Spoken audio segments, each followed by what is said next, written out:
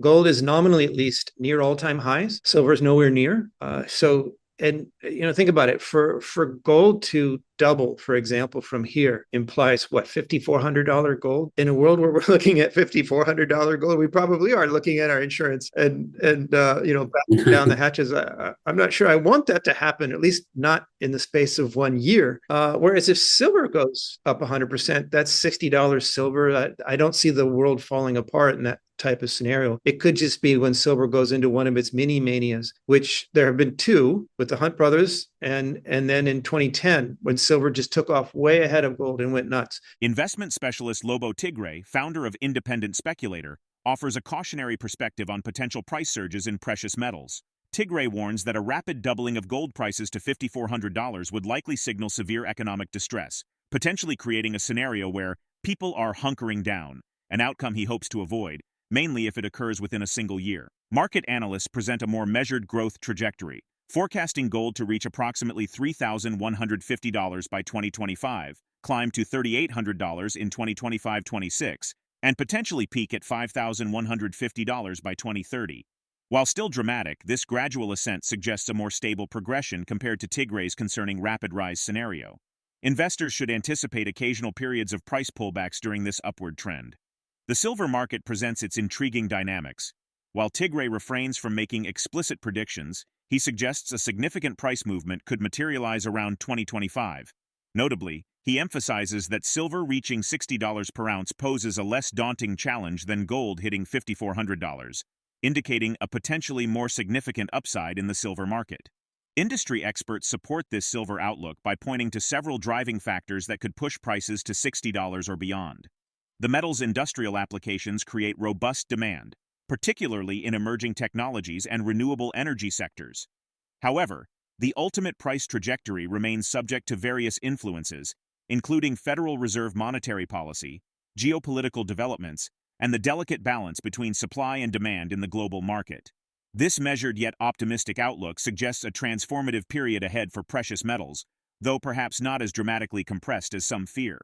The sector appears poised for substantial growth through 2030, driven by economic, industrial, and technological factors. Before we dive into this video, make sure to subscribe to our channel and hit the bell icon so you never miss an update. Don't forget to share it with friends and anyone who might benefit from the information. Gold is nominally at least near all-time highs. Silver is nowhere near. Think about it. For gold to double, for example, from here implies what, $5,400 gold? In a world where we're looking at $5,400 gold, we probably are looking at our insurance batten down the hatches. I'm not sure I want that to happen, at least not in the space of 1 year. Whereas if silver goes up 100%, that's $60 silver. I don't see the world falling apart in that type of scenario. It could just be when silver goes into one of its mini manias, which there have been two with the Hunt brothers, and then in 2010 when silver just took off way ahead of gold and went nuts. And in both cases, there was the safe haven monetary metal demand for gold, and then there were other factors. In the Hunt brothers, it was the Hunt brothers trying to corner the silver market. In 2010, it was industrial concerns, GFC curtailing supply because most silver is a byproduct. So in both cases, you had demand going up and concern about supply, and silver went nuts, almost to $50 or to around $50. So, I could see a circumstance like that happening in 2025. I'm not predicting that, but I could without the world going nuts. Whereas for gold to go to 5,400, it's a much bigger ask. So it's as simple as that. But I'm not really looking for it. I'm just saying. And by the way, so to segue to the other point, my highest confidence trade for this year was gold, and that's worked out well. For last year, 23, it was uranium, which worked out terrifically.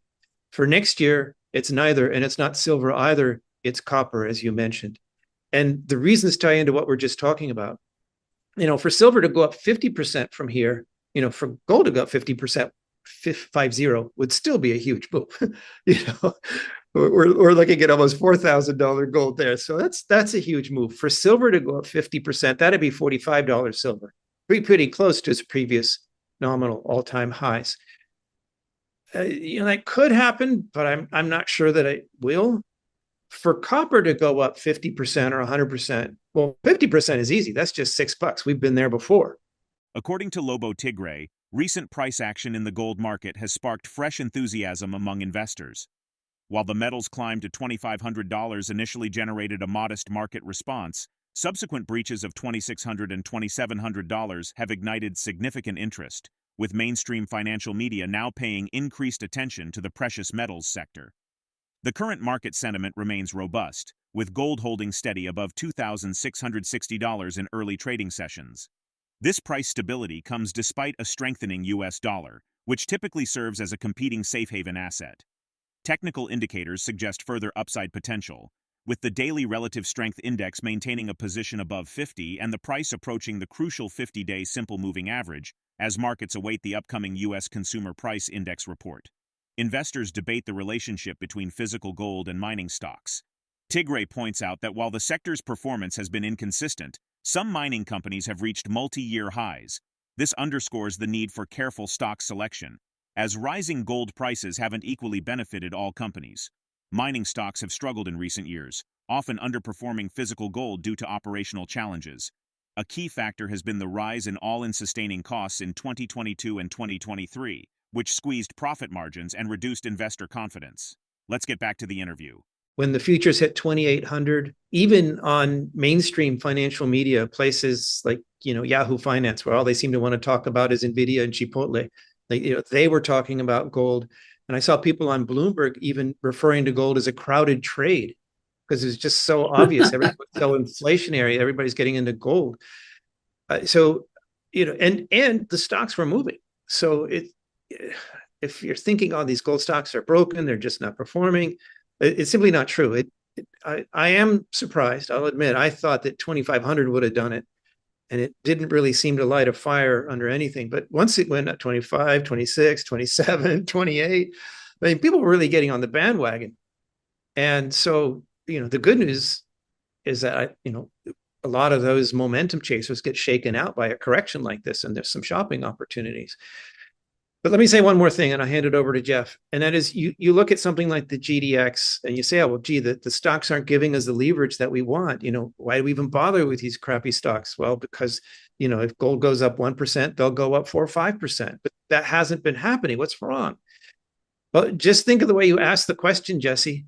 If you look at the GDX, you've got some companies that are falling flat on their faces or just underperforming, and you've got some that are doing great. So when you've got a bimodal distribution like that and you average, well, the average is kind of lackluster. But if you were to not look at the disappointing stocks and look at the ones that are delivering in spades, those stocks are doing great. They're at, 52-week highs or more recently, multi-year highs.